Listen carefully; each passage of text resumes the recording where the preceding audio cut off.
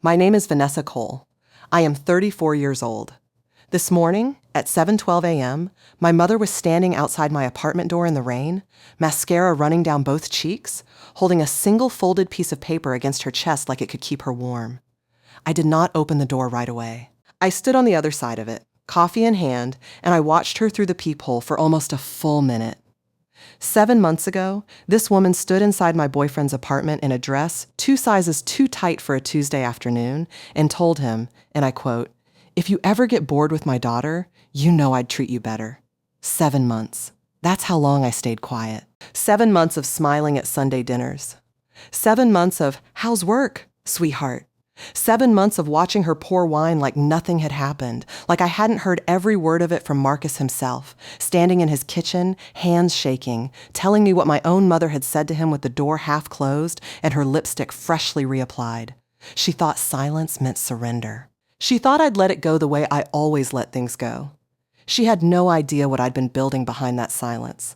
She had no idea that the folded paper in her hands right now was about to become the least important document either of us had touched in the last 7 months. I opened the door. Welcome back to Calm Karma Stories, where ordinary people face impossible family moments and walk out with their dignity intact. If you've ever been the one who stayed calm while everyone around you lost their minds, this story is for you. Drop a comment and let me know where you're watching from, and be sure to subscribe, because what my mother did not know standing on my doorstep this morning is that I had already finished what she started. But let me back up. I'm a forensic accountant. Have been for 9 years. I spend my working life doing one specific thing. I look at numbers that are supposed to tell one story, and I find the second story hiding underneath them. Expense reports that don't add up. Vendor invoices that root back to a P.O. box owned by someone's cousin. Payroll records with a ghost employee collecting a paycheck every 2 weeks. Companies hire me when they suspect someone on the inside is lying to them with a spreadsheet, and 9 times out of 10, I find exactly what they're afraid of. I tell you this first because it matters later. Everything I'm about to tell you happened the way it happened because of what I do for a living. I don't yell. I don't accuse. I collect. I wait. And when I finally speak, I speak once, with proof in my hand, and I am never wrong, because I have already checked myself 3 times before I open my mouth. I have one small habit that everyone who knows me will tell you about if you ask. I drink my coffee black with a half teaspoon of cinnamon stirred in, never sugar, and I carry a slim leather notebook everywhere I go. Not for grocery lists, but because if something feels off, I write down the date, the time, and exactly what was said in my own handwriting before the memory has a chance to soften itself. My ex used to tease me about it. Marcus, when I met him, thought it was the most oddly charming thing about me. "You're the only person I know," he said once, "who takes notes on her own life." I didn't think much of that habit changing anything. I was wrong. That notebook is the reason my mother was crying on my doorstep this morning. Growing up, there were 2 daughters in my family, and only one of us was ever allowed to be the golden one. That was my younger sister, Paige. Paige got the birthday parties with the rented bounce house. Paige got tuition, paid outright for a communications degree she never used. Paige got introduced at parties as, "My daughter, she's just so creative." I got introduced, when I got introduced at all, as "my older one, she's the practical one." Practical. That was the word my mother used for me, the way other families use the word disappointing. I was the fixer. Every family has one, and if you're watching this and you know exactly what I mean without me explaining it further, you already know who you are in your own family. I was the one who drove 2 hours at midnight when Paige's car broke down on the interstate. I was the one who quietly paid off the balance on my mother's credit card the year she forgot to budget for Christmas, 3 years running. I was the one who sat with my father in a hospital waiting room for 11 hours when he had his first cardiac scare, while my mother stayed home because she said hospitals gave her migraines, and Paige was at a work thing that turned out to be a concert. I didn't resent it. Not exactly. I told myself competence was its own kind of love language. If I could hold the family together with spreadsheets and phone calls and quiet, unglamorous effort, then I mattered, even if I wasn't the one anyone bragged about. My mother, Renata, has one phrase she has used on me my entire life, in every context, for every purpose. Family takes care of family. She said it when she needed her card paid off. She said it when she needed me to cover Paige's rent just this once, which became 4 times over 2 years. She said it 3 days before my 30th birthday, when she asked to borrow $8,000 for what she called a business opportunity that I later learned from my own audit of her bank statements when she asked me to help her file taxes, was actually a multi-level marketing skincare pyramid that had already collapsed twice. Family takes care of family. I heard that phrase so many times growing up that it stopped sounding like love and started sounding like an invoice.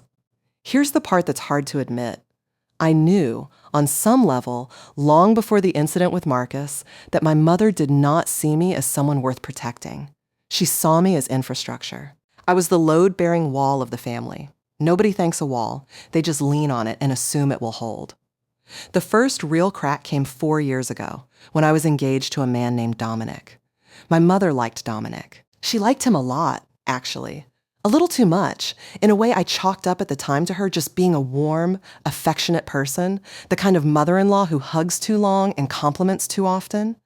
She started showing up to things she wasn't invited to. A work dinner of his. A poker night with his friends, where she arrived just to drop off a dish and stayed 4 hours. I found out 2 weeks before our wedding that she had messaged him privately on Facebook, more than once, saying things like, I think of you as more than just a son-in-law, and Vanessa's lucky to have you. I hope she knows how to treat a man like you the way I would. When I confronted her, she laughed. She actually laughed, a light little trill, like I'd told a joke badly. You're so sensitive, she said. I'm just being friendly. That's how I am with everyone. Dominic and I broke up 6 weeks after the wedding date we never used. He told me, gently, that it wasn't really about her. It was about the fact that I'd defended her instead of him when I found the messages, that I'd said she doesn't mean anything by it, that I'd chosen the path of least resistance the way I always had with my family. He wasn't wrong. I look back now and I understand. I wasn't protecting her because I loved her unconditionally. I was protecting her because confronting her fully would have meant admitting what kind of mother I actually had, and I wasn't ready to do that math yet. There was a second incident, smaller, that I didn't fully understand until much later either. The year before Dominic, I had a business idea of my own. Nothing enormous, a small bookkeeping practice I wanted to start on the side, serving local nonprofits who couldn't afford a full accounting department. I told my mother about it over dinner, excited in a way I rarely let myself be excited in front of her. 2 weeks later, I learned she'd mentioned my little idea to a family friend who ran an actual bookkeeping firm, framing it not as her daughter's promising venture, but as something to laugh gently about. Vanessa thinks she's going to compete with people who've been doing this for 20 years. Isn't that sweet? I never started the practice. I told myself it was because I got busy with work. The truth is smaller and less flattering. I let one offhand comment from my mother talk me out of something I actually wanted, because some part of me had learned, early and thoroughly, that wanting things out loud in front of her was a risk I usually lost.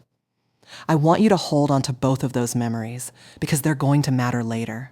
My mother has a pattern. And patterns, if you're someone like me, are just numbers with names attached. 2 years after Dominic, I met Marcus. Marcus Chen ran a small architectural design firm out of a converted warehouse studio, the kind of business that survived on word of mouth and stubbornness for its first 6 years and was finally, when I met him, starting to actually thrive. He was steady in a way I hadn't experienced before. Not flashy, not performative, just reliably, boringly good. He remembered how I took my coffee after the second date. He noticed when I was quiet and asked why instead of filling the silence with his own noise. For the first time in my adult life, I let myself relax into something instead of managing it. I introduced him to my family carefully, slowly, the way you'd introduce a new variable into an equation you already know is unstable. My father liked him immediately. My father likes anyone who doesn't ask him for money. Paige was polite in the disinterested way she was polite to everyone who wasn't giving her attention. And my mother was warm. Too warm, if I'm honest with myself in hindsight. But I had learned by then to read her warmth as a kind of currency she spent on people she wanted something from. And I told myself, hopefully, naively, that what she wanted from Marcus was simply my happiness. I was wrong. What she wanted from Marcus, it would turn out 7 months ago, was considerably more specific than that. Marcus's firm, over the 18 months I dated him, went from surviving to thriving to being quietly courted by a much larger regional design and build company that wanted to acquire it. I knew the broad strokes. Marcus wasn't secretive with me. He talked through decisions out loud while we cooked dinner, the way you talk to someone you trust with the boring, real parts of your life. I knew the acquisition, if it closed, would be worth just under $2 million to him personally, after the partners and investors took their share. I knew the deal had a closing window. I knew, because he told me himself one night in March, laughing about how stressful the lawyers were being, that the deal was set to close in 90 days, the third week of October. I did not think, at the time, that this number would ever intersect with my mother's finances. I want to be honest with you. I am good at my job, and even I did not see this coming until the evidence made it impossible not to. Here's what I did not know yet. Here's what my mother did not know I would eventually find out. Renata had been in financial trouble for close to 2 years. Not the ordinary kind of trouble. The kind of trouble that comes from a person who has spent 40 years believing that someone else would always eventually cover the gap. My father had quietly moved most of his retirement account into a trust that legally excluded her discretionary access after she drained a joint account twice in the previous decade.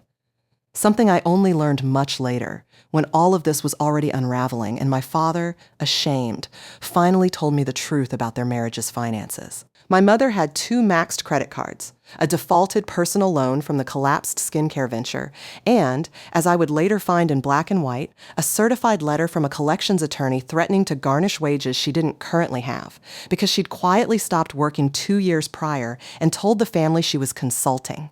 She needed money. She needed a lot of it, quickly, and she needed it from someone who wouldn't ask too many questions about why.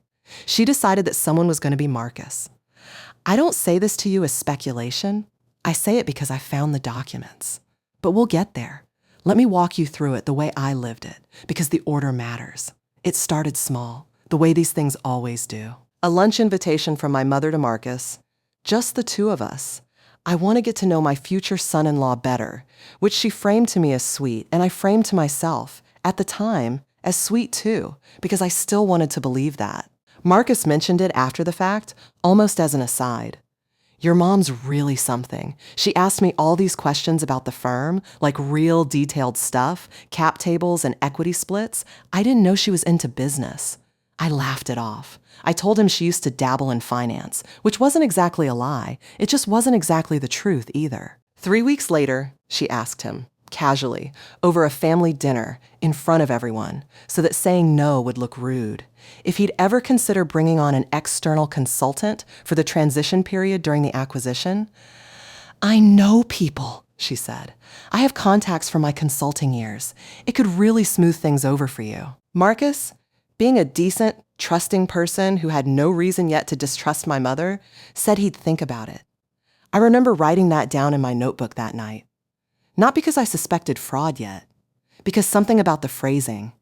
I have contacts from my consulting years. Didn't match anything I knew to be true about the last 2 years of her life.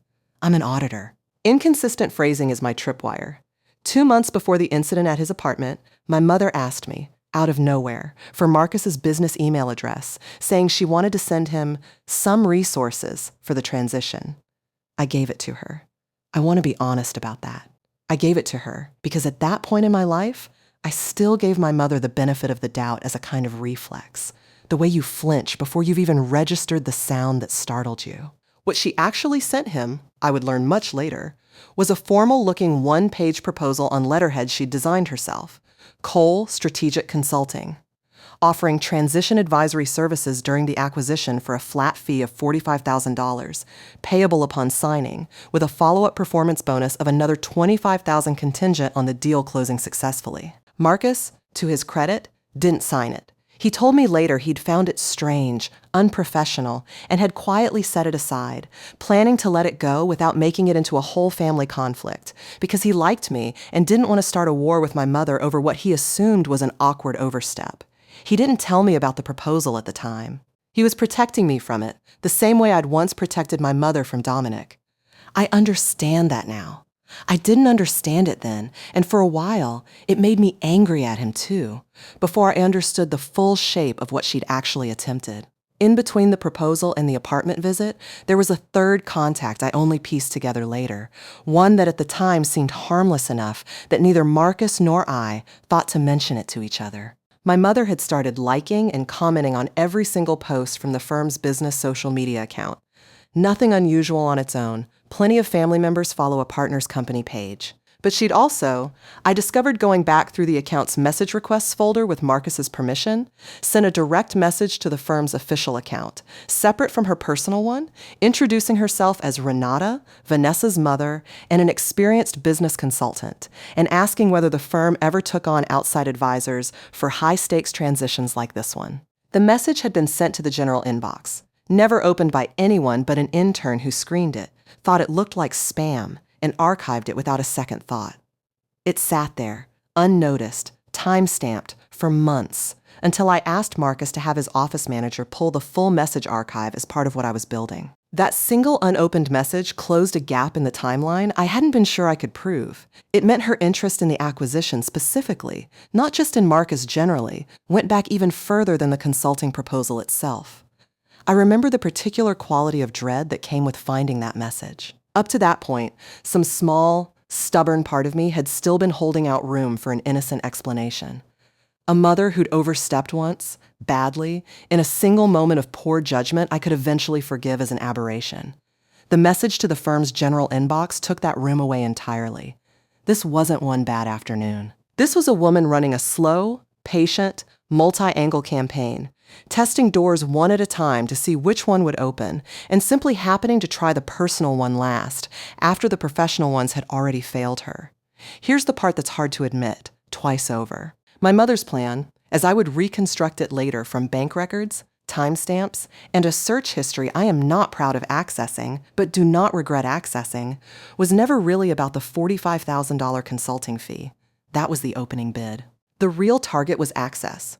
A foothold inside a deal worth $2 million, close enough to it that she could find a way to attach herself to a bigger piece before it closed.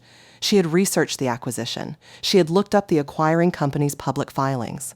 She had, at one point, called the acquiring company's front desk, pretending to be a family financial advisor, trying to confirm closing timelines. I have the phone record. I have the call log from the front desk's visitor sign-in sheet because I asked, politely, professionally, using my actual professional credentials, and they gave it to me without blinking, because forensic accountants asking other companies for call logs is, apparently, not as unusual a request as you'd think. When the consulting proposal didn't land, she moved to Plan 2. Plan 2 was Marcus, personally, directly, alone, in his apartment, on a Tuesday afternoon when she knew I had a full-day audit closeout at my office and would be unreachable for hours. She let herself be buzzed up under the pretense of dropping off some paperwork. Vanessa asked me to bring by. A lie. Obviously, I asked her nothing of the sort.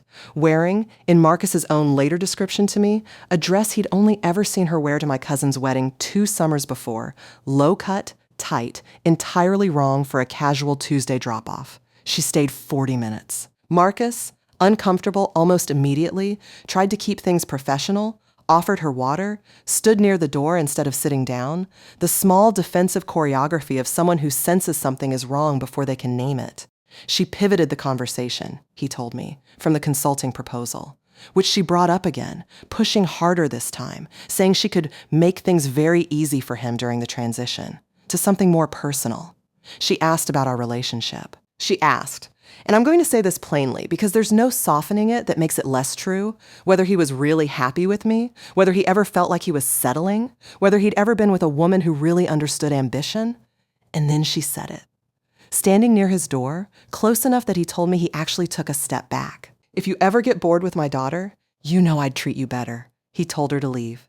He told me, later that night, sitting on my couch, staring at his hands like they belonged to someone else, every word of what had happened, start to finish, without softening a single syllable of it for my sake. I did not scream. I did not cry, not in front of him. I sat very still, the way I sit when I'm reviewing a financial statement that's about to reveal exactly how badly a client has been lied to, and I asked him 3 questions, in order: what time did she arrive? What time did she leave? And did anyone else see her come or go?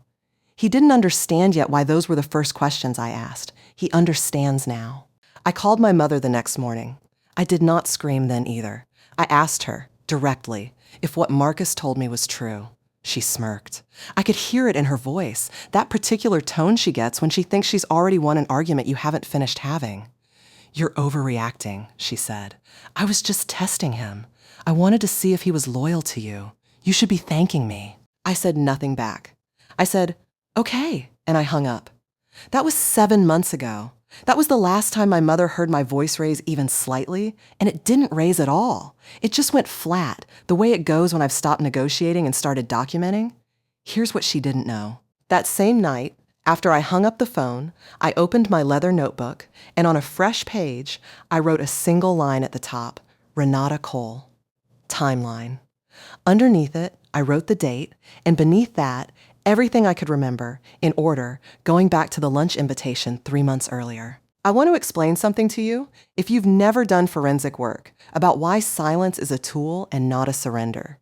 When you confront someone, the moment you suspect them, you give them the chance to destroy evidence, coach their story, or simply deny it into the ground before you've built a case that can survive their denial.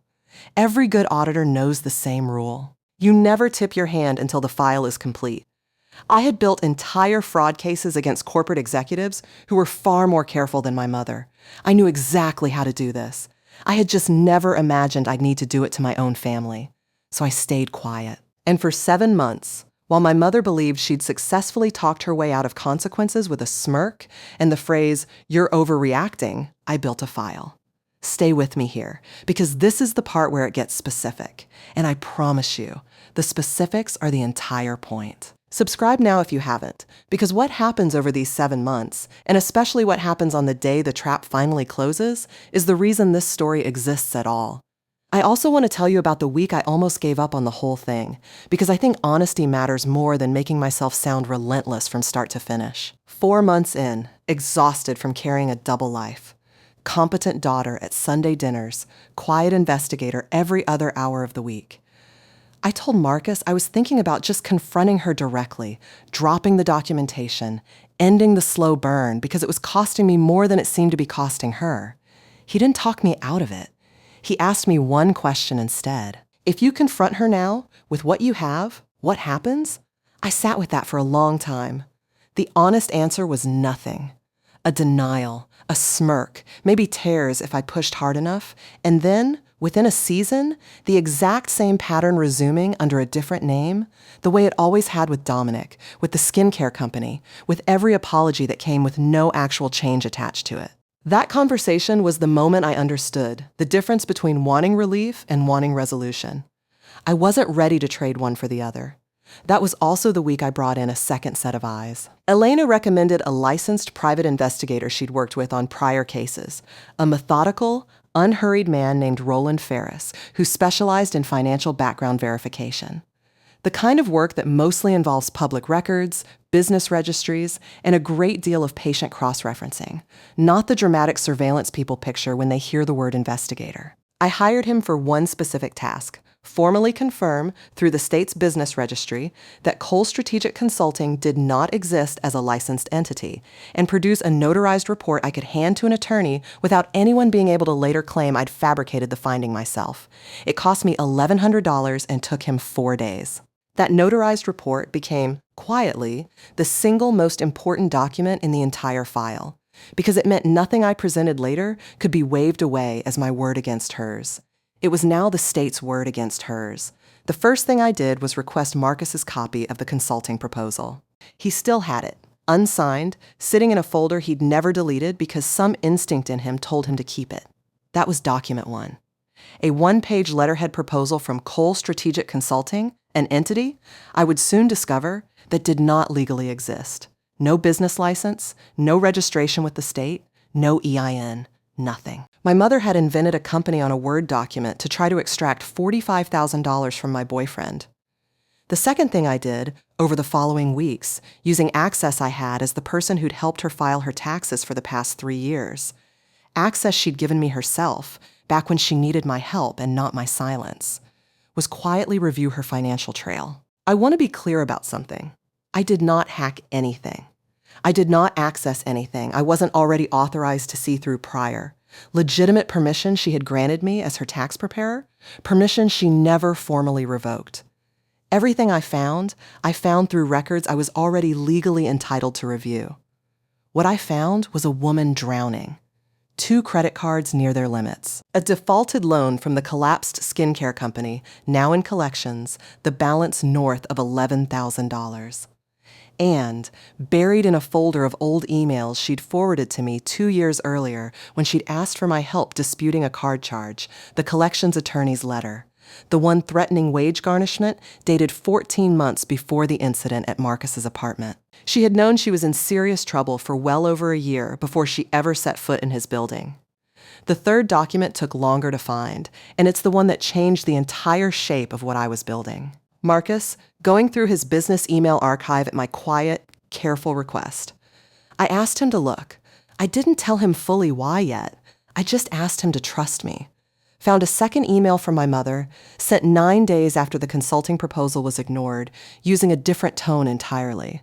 No mention of consulting this time. Just a friendly, personal note asking if he'd like to grab coffee, just the 2 of them, no business talk.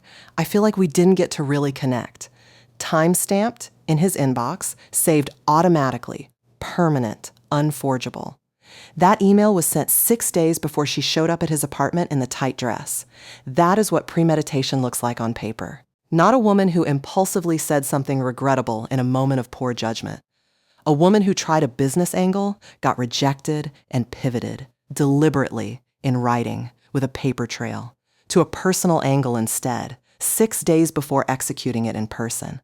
I sat with that email for a long time the night Marcus forwarded it to me. I want to be honest with you about how that felt, because I think anyone who's ever discovered the true shape of a parent's betrayal will recognize it. It wasn't rage, not at first. It was a kind of vertigo. The floor of my entire childhood quietly tilting, every past instance of, I'm just being friendly and you're so sensitive and family takes care of family, rearranging themselves into a pattern I'd spent 34 years refusing to see as a pattern. Dominic. The skincare pyramid she'd talked 3 of my cousins into, the $8,000. All of it, suddenly, in the same file, under the same header, in the same handwriting. I didn't cry that night either. I opened a new document on my laptop instead, the way I open a new working file for any client, and I titled it Cole, Findings. I have never in my professional life titled a document with my own last name before. I want you to sit with that for a second, because I certainly had to. 2 months before the trap finally closed, I learned something that changed my ticking clock from an abstraction into an actual deadline. Marcus told me, over dinner, that the acquisition's final closing had been moved up. The lawyers had accelerated the timeline, and the deal was now set to close in exactly 19 days, on a Thursday. 19 days. I remember writing that number in my notebook and underlining it twice, because I understood immediately what it meant. If my mother had been circling this deal for months, hoping to find a way to attach herself to it before it closed, a shortened timeline meant she would get desperate. Desperate people make mistakes. Desperate people also, sometimes, escalate. She escalated 11 days before the closing. I found out because Marcus called me, quiet, careful, the way he'd learned to be quiet and careful with me about anything involving my mother. She had called his office directly. This time not asking for him, but asking his junior associate, a 24-year-old named Priya, who had no idea who Renata Cole was in relation to me, whether Marcus had any personal investment vehicles open, and whether she could set up a brief informational call about a private wealth opportunity she was representing. Priya, new and eager to be helpful, took detailed notes, including my mother's callback number, and forwarded the whole thing to Marcus in a company-wide visible internal message thread, because that's simply how junior employees at architecture firms document incoming calls. That internal message thread became document 4, time-stamped, saved on a company server that Marcus's own IT department backed up automatically, completely outside anyone's ability to later delete or dispute. My mother had, without knowing it, been building my case for me with every attempt she made. There was one more piece, smaller than the others, but the one that, personally, cost me the most to look at directly. Going back through old family photos on a shared cloud album that my mother had set up years earlier for the whole family to contribute to, I found a folder she'd quietly created entitled Ideas, dated 9 months before the incident at Marcus's apartment. 3 full months before she ever asked him to lunch. Inside were screenshots. Marcus's firm's website, a news article about the acquiring company's expansion plans in our region, and a printout, photographed with her phone, of a spreadsheet she'd apparently built by hand, listing possible asks beside dollar figures. $45,000, then crossed out and revised upward to $60,000, then a separate line simply labeled personal option, with no number next to it at all, just a blank space, as though she hadn't yet decided what that particular line item was worth. I sat with that folder for 2 full days before I could bring myself to add it to the file. 9 months of planning. Not a single impulsive afternoon in a tight dress. 9 months of research, revision, and contingency planning. The same discipline I use when I build a fraud case for a client, except she had built hers against her own daughter's relationship. I remember thinking, almost clinically, in the middle of that grief, she would have made an excellent forensic accountant if she'd ever once pointed that kind of patience at something honest. I told you at the start that this is a story about numbers with names attached, and here is where the pattern fully closed. 4 documents. The fake consulting proposal from a company that didn't legally exist. The personal Let's Connect email sent 6 days before she showed up at his apartment. The collections attorney's letter proving she'd known about her financial desperation for over a year.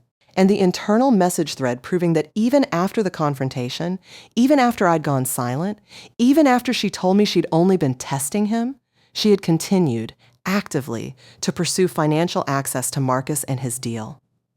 That last part is what made the difference between an embarrassing family incident and something I could actually act on.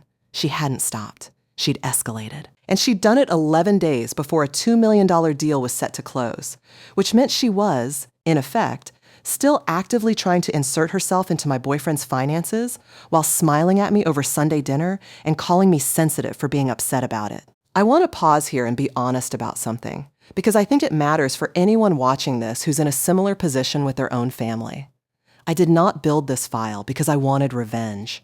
I built it because I needed, for my own sake, to know the full and complete truth of what I was dealing with before I decided how to respond to it.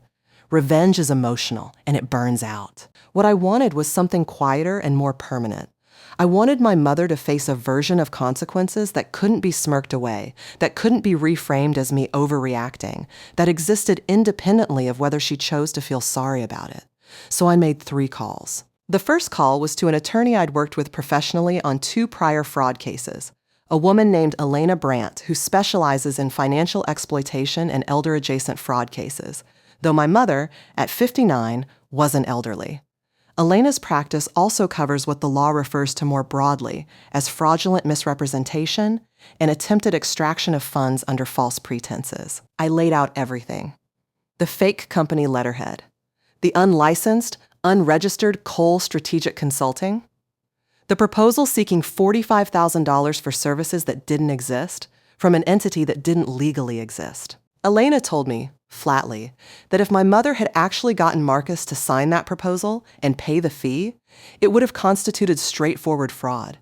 Using a fictitious business to solicit payment for consulting services she had no license, registration, or capacity to actually provide. Since he hadn't signed it, we were in a gray zone, but Elena said the paper trail was more than enough to draft a formal cease and desist letter with real legal teeth.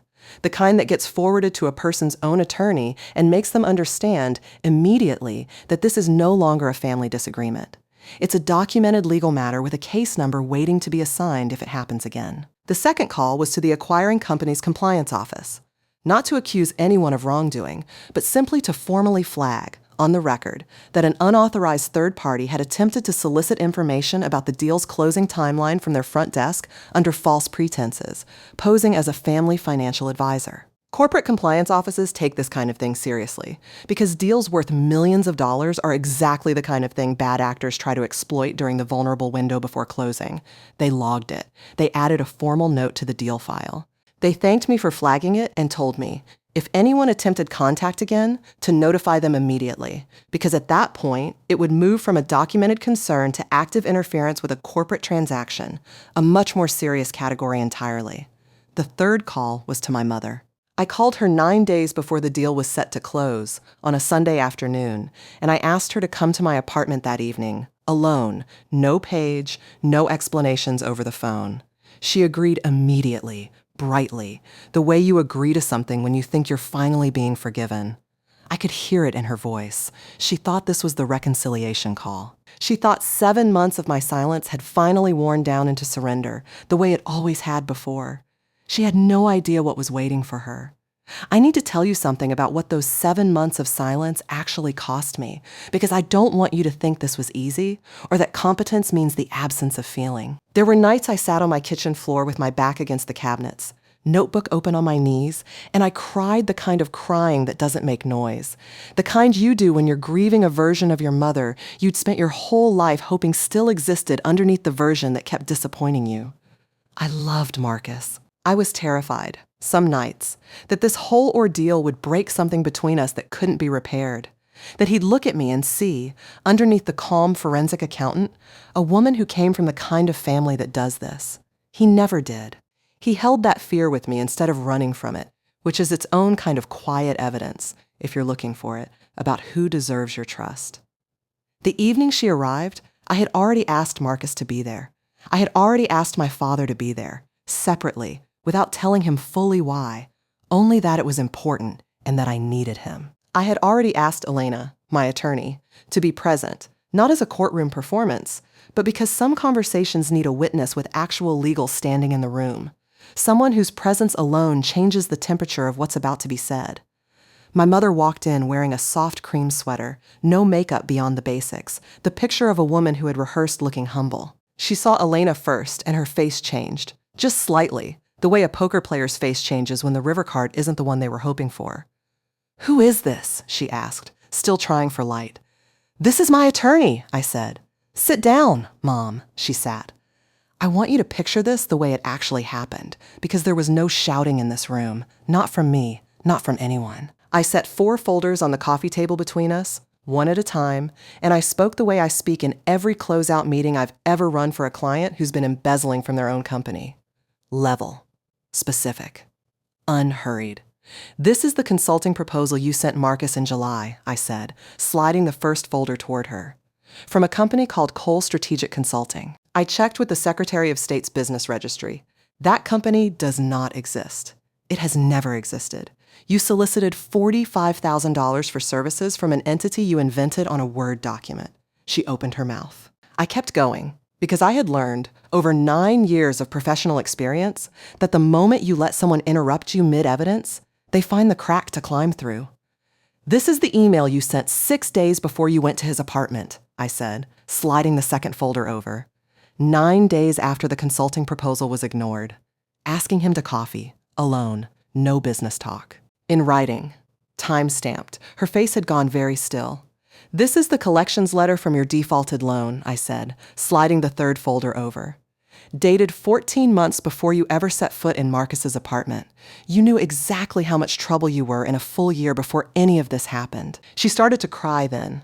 Not the performance crying I'd seen from her 100 times over the years when she needed something, but something that looked, for the first time in my life, almost real. I did not stop. "And this," I said, sliding the 4th folder over, the internal message thread, "is the call you made to Marcus's office 11 days ago. After I already told you I knew. After you told me I was overreacting and that you were just testing him, you called back. You asked a 24-year-old associate about his personal investment vehicles, 11 days before the deal closes. The room was silent for what felt like a very long time. My father, sitting beside her, had gone pale. I found out afterward this was the first time he was hearing any of it in full, and I watched something in his face rearrange itself the same way mine had the night I read that second email. "You knew about the second email," my father said quietly, not quite a question, more a man checking his own footing. My mother didn't answer him. She was still looking at the folders, at her own handwriting on the fake letterhead, like she was seeing it for the first time from outside herself. "How long have you known?" she finally asked me, and her voice had lost the brightness entirely now. "Since the night Marcus told me what happened at his apartment," I said. 7 months. I've known for 7 months, and I've spent every one of them building this instead of yelling at you, because yelling wouldn't have stopped you. You'd already proven that. You called his office again 11 days ago. After I told you, I knew. After you smirked and told me I was overreacting." She flinched at the word smirked. I don't think she'd realized until that exact moment that I remembered the precise shape of her face when she said it. "I never would have actually taken money from him," she said, and I watched her reach for the oldest tool in her kit, the reframe, the softening, the story where her intentions retroactively excused the paper trail. "I was going to give it back. I was going to." "You don't get to tell me what you were going to do," I said. And this is the only place in the entire evening where my voice changed at all, dropping not louder but flatter, the register I use when a client tries to explain away a discrepancy I've already reconciled 3 different ways. I don't work in what people were going to do. I work in what they actually did. And what you actually did is documented, dated, and sitting on this table. "I want to be very clear about what happens next," I said. "And this is the part I want you to really hear, because this is the mechanism. This is the moment where quiet procedure does what shouting never could. Elena has drafted a formal cease and desist letter. It will be sent to you tomorrow, and a copy will be filed with the acquiring company's compliance office, who are already aware of your attempt to contact their front desk under false pretenses. If you make any further attempt to contact Marcus, his firm, or anyone involved in this acquisition, in any capacity, for any reason, this moves from a documented concern into active legal interference with a corporate transaction. That is a different category of consequence entirely, and it is not one I control anymore. Elena does." My mother looked at Elena. Elena, calm, professional, said only, "Everything Vanessa said is accurate, and I'd recommend you take it seriously." 4 sentences. That was all it took to make my mother understand, finally, fully, that the smirk wasn't going to work this time, because there was no one left in the room for it to work on. She tried, one more time, to reach for the old script. "I was trying to help," she said, voice cracking. "I was trying to protect this family financially. Family takes care of family." I let that phrase sit in the air for a second before I answered it, because I wanted her to hear how it sounded, finally, out loud, in a room with an attorney and a folder of evidence between us. "You tried to extract $45,000 from my boyfriend using a fake company," I said. "Then you tried to seduce him when that didn't work. Then, after I told you I knew, you called his office again anyway. That's not family taking care of family. That's fraud with a cover story." She didn't have an answer for that. For the first time in my entire life, my mother sat across from me with nothing to say. "Here's what happened next. Publicly, in front of witnesses, because you asked what happens when the plan finally fails in the open, and it's important that it didn't stay contained to that living room." 2 days later, at what was supposed to be a routine extended family dinner for my grandmother's 85th birthday, a dinner my mother had already committed to attending before any of this came to a head, Elena's cease and desist letter had already been delivered and received. My mother arrived subdued, quiet, in a way that immediately registered to everyone at the table as unusual, because my mother does not do quiet. Paige, who had heard a heavily edited version of events from our mother beforehand, a version where I was overreacting to a misunderstanding, cornered me in the kitchen and asked, pointedly, in front of my aunt, why I was still making a big deal out of nothing. I didn't raise my voice. I simply asked Paige, in front of my aunt, whether she'd like to see the actual email our mother sent Marcus 6 days before showing up at his apartment in a dress she'd worn to my cousin's wedding. I had it saved on my phone. I showed her. I watched my sister's face do the same thing my father's had done 2 days earlier, the slow, sick recalibration of 30 years of assumed context. My aunt read over Paige's shoulder without being asked. By the end of the dinner, 3 separate family members who had, for years, quietly enabled or excused my mother's behavior with vague comments like, "That's just how your mother is," had gone unusually silent themselves, the particular silence of people realizing they'd been complicit in looking away. My grandmother, 85 years old and sharper than anyone at that table gave her credit for, called me into the hallway near the end of the night. She didn't ask to see the email. She'd clearly already heard enough of it secondhand from my aunt.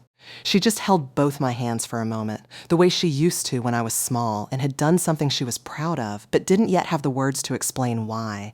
And she said, "Your grandfather always said the quiet ones keep the real books." I didn't fully understand what she meant until I was driving home that night, and I realized she'd been quietly watching me be the family's unpaid accountant for years, long before I ever had a professional license to make it official, and she'd known exactly what that cost me even when no one else seemed to notice. My uncle, my mother's older brother, who had spent 2 decades treating every family gathering as an opportunity to gently needle me about being too serious and always working, found me by the drink table afterward and, in his own clumsy way, apologized. "I always figured you were just uptight," he said. "I didn't know you were the only one keeping score that mattered." It wasn't a perfect apology. It wasn't even, technically, a very good one. But I logged it anyway, mentally, in the part of my mind that had spent 34 years cataloging who, in this family, had ever bothered to notice what I carried. Because even an imperfect acknowledgement is data. And I'd learned by then not to discard data just because it arrived imperfectly. My mother did not smirk once that entire evening. She left early, citing a headache, which I noted, with some bitter private amusement, was the same excuse she'd used to avoid my father's cardiac scare years earlier. 3 weeks after that dinner, the consequences began cascading in the compressed, unglamorous way real consequences usually do. Not through some singular dramatic moment, but through weeks of accumulating fallout. Elena's cease and desist letter, combined with the compliance office's internal flag, meant my mother's name was now formally noted in the acquiring company's records as a person of concern regarding their transaction. If she ever attempted contact again, the response would no longer come from me. It would come from their in-house legal team, with the full weight of a corporate legal department behind it. The unlicensed consulting letterhead she'd used became, through Elena's contacts, a matter forwarded informally to the state's Consumer Protection Division, not as a criminal complaint. Elena advised against that route, given the proposal was never signed or paid. But as a formal warning letter, the kind that goes on record and makes any future attempt at the same scheme immediately traceable to a documented prior pattern. Her credit situation, already fragile, worsened when the collections attorney she'd been avoiding for over a year finally moved forward with wage garnishment proceedings. Not because of anything I did, but because her own defaulted debt had simply reached its natural legal endpoint, a timeline she'd been racing against the entire time she was trying to extract money from Marcus and lost. My father, 6 weeks after that dinner, filed for legal separation. He told me, quietly, over coffee, that it wasn't really about Marcus or the money. It was that watching the full pattern laid out in one evening had finally made him see 36 years of smaller versions of the same behavior that he'd spent his whole marriage minimizing. Dominic, the skincare pyramid, the $8,000. He said something to me that I wrote down in my notebook because I never wanted to forget it. I kept telling myself she meant well. I never once checked the math. Paige and I did not speak for 2 months. She needed that time, I think, to grieve the mother she'd been allowed to have. The golden child version, warm and doting, set against the mother I'd actually had, and to understand that both versions were real and both belonged to the same person. When she finally called me, she didn't apologize for our mother. She apologized for me, for the years she hadn't noticed what I'd been carrying quietly on everyone's behalf.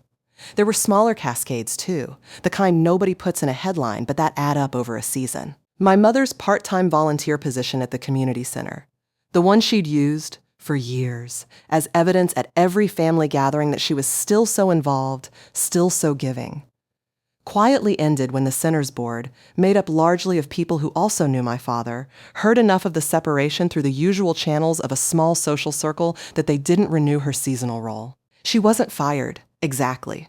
She simply wasn't asked back, and everyone involved understood why without anyone having to say it aloud. My aunt, the one who'd read the email over Paige's shoulder at my grandmother's birthday dinner, stopped inviting my mother to her monthly card night, a standing engagement my mother had attended for 11 years. Small removals, unannounced, the way a person's social architecture quietly reorganizes itself once enough people have independently done the same math.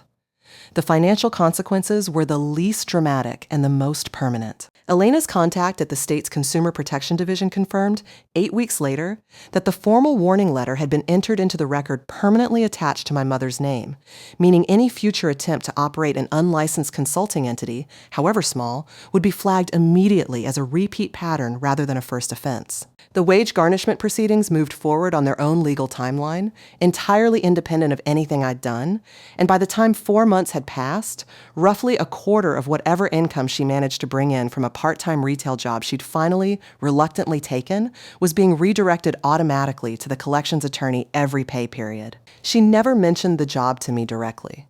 I learned about it from Paige, who mentioned it carefully, almost apologetically, the way you'd report a mutual friend's hard time rather than a parent's. There was one final financial thread that closed almost by coincidence 6 months after the confrontation, and I only include it because it felt, to me, like the last piece of proof that this had never really been an isolated incident. The collapsed skincare pyramid my mother had pulled 3 of my cousins into years earlier had, apparently, drawn the attention of a small consumer fraud watchdog group that tracked multi-level marketing collapses across the state. A researcher from that group reached out to Elena's office, having found my mother's name in old company recruitment materials while building an unrelated case, asking if Elena's firm represented any former participants willing to speak to a pattern of high-pressure recruitment tactics. Elena didn't take the case. It wasn't hers to take, and my mother wasn't the primary target. But she forwarded me the outreach email anyway, and I sat with it for a long time, understanding fully, for the first time, that the woman who tried to extract $45,000 from Marcus with an invented company had, years earlier, run essentially the same playbook on people who trusted her, simply because she was family. Different targets, different decade, identical architecture. I didn't need to build a case around that one. It just quietly confirmed every conclusion I'd already reached. And Marcus. Marcus and I are still together. The acquisition closed on schedule. The Thursday it was always going to close, worth just under $2 million to him, exactly as planned, completely unaffected by any of it, because a fake consulting company and a cease and desist letter turn out to have very little power against a deal that was never actually at risk in the first place. It was only ever at risk in my mother's imagination of what she could still extract from it. Which brings us back to this morning. My mother, standing outside my apartment door in the rain, holding a single folded piece of paper against her chest. I opened the door. She didn't ask to come in right away. She stood there, soaked, mascara down both cheeks, and held the paper out to me with both hands, the way you'd hand someone something fragile. I unfolded it. It was a letter. Handwritten this time, not typed on fake letterhead, just her own handwriting, unsteady in places where I could tell she'd started and started again. It wasn't an apology exactly, not the kind with the word sorry doing all the work. It was closer to an accounting.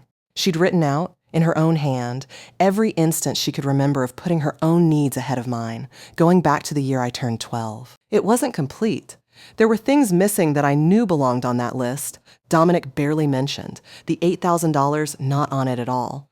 But it was more honest than anything I'd heard from her in 34 years, and I want to be fair about that, because fairness is also part of what I do for a living. "I'm not asking you to fix this," she said. Her voice was smaller than I'd ever heard it. "I know I can't undo it. I just needed you to know I finally did the math." I didn't hug her. I want to be honest about that too, because I think a lot of stories like this rush toward a reconciliation that feels good for the camera, and I'm not interested in that kind of ending. I told her I appreciated the letter. I told her that appreciation and forgiveness are 2 different line items, and that I wasn't ready to reconcile them yet. I told her, specifically, what reconciliation would require if it ever happened at all. Therapy on her own. Not performative, not for my benefit, no contact with Marcus in any form, ever, for any reason, permanently non-negotiable. And time, an amount of time I would not specify in advance, because healing doesn't run on the kind of deadline she'd spent her whole life trying to impose on other people. She nodded. She didn't argue. That, more than the letter, is what told me something had actually shifted. Because arguing was the one thing my mother had never, in my entire life, been able to resist doing. I asked her one more question before she left, standing in my doorway with the rain still coming down behind her. I asked her why now. Why this morning, after 7 months of silence on my end and, as far as I knew, no contact at all on hers. She told me the retail job had put her, for the first time in years, in a position where she had to make change at a register, count a drawer at the end of a shift, reconcile a cash total against a receipt tape, small and unglamorous and exact. She said something clicked for her, doing that every day, some quiet recognition of what it actually meant to be accountable for a number down to the cent, with no room to talk your way around a shortfall. I spent my whole life thinking numbers were something other people worried about, she said. I never once thought they'd be the thing that finally made me look at myself. I didn't tell her that was, in its own strange way, the closest she'd ever come to understanding what I do for a living or why I'd built the file I built. I let her have that realization as hers alone. Some insights don't need an audience to be real, she asked, before she turned to leave, whether she could call Paige on the way home just to say she loved her, nothing more. I told her that was her decision to make, not mine. Paige wasn't part of what I'd laid out that evening in Elena's presence, and I wasn't going to start managing every relationship in this family the way I'd spent 34 years quietly managing all of them. That, too, felt like its own small kind of progress, the version of me that no longer automatically picked up every thread someone else dropped.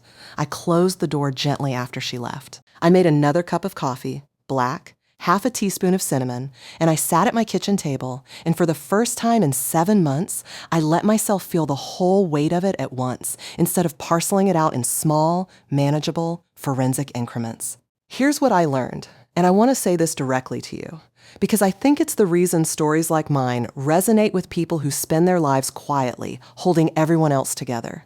Being the calm one, the competent one, the fixer, it is not the same thing as being invisible, and it is not the same thing as being safe. For years, I mistook my family's reliance on my composure for respect. It wasn't respect. It was convenience. They leaned on the wall because the wall never complained about the weight. But composure, it turns out, is not the same thing as weakness, either. And that's the distinction that took me 34 years and a folder of forged letterhead to finally understand. My silence for those 7 months wasn't surrender. It was the most powerful thing I've ever done, because silence, used correctly, isn't the absence of a response. It's a response still being written, one document at a time, until it's strong enough to survive being read out loud. I think, too, about the phrase that ran through this entire story like a fault line. Family takes care of family. I used to hear that phrase as an obligation aimed only at me. I understand it differently now. Family taking care of family has to run in both directions, or it isn't actually care. It's just extraction with better branding. My mother spent 3 decades using that phrase to describe what I owed her. She never once used it to describe what she owed me. That asymmetry, once I finally saw it clearly, explained almost everything else. Dominic, the bookkeeping idea she laughed away, the $8,000, all of it, the same imbalance wearing different clothes. I also want to say something to the people watching this who are worried that staying calm, staying quiet, staying practical makes them somehow less deserving of protection than the people in their families who cry loudest and demand the most attention. It doesn't. It never did.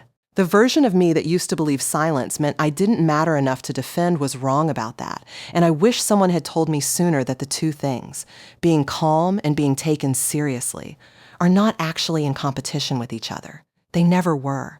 My mother mistook my composure for permission. It was never permission. It was just patience, running out on a schedule only I could see.